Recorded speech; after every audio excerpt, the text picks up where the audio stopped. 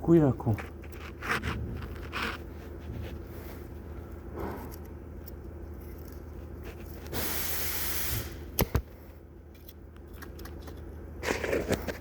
N-am poziție chiar deloc aici. Încerc cu mâna asta la alta.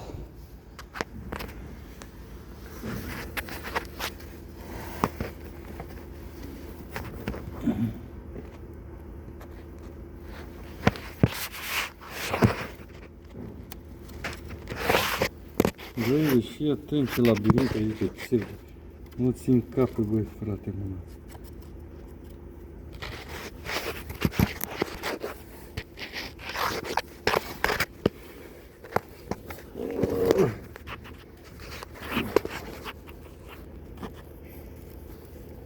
Poate... Nu, cum așa? Ce incredibil!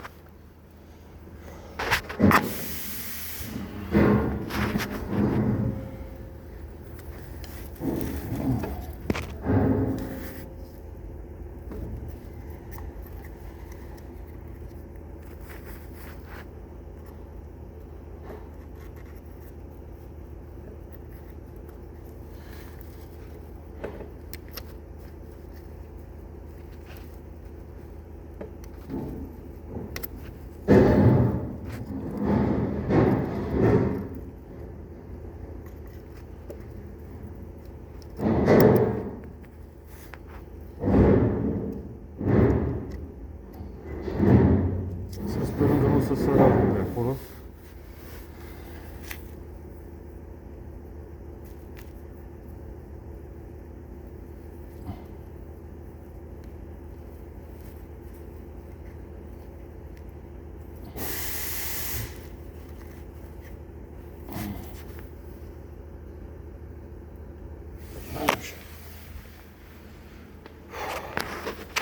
E de ajuns.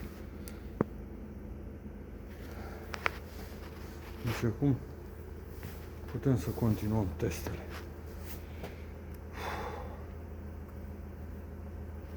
Stil.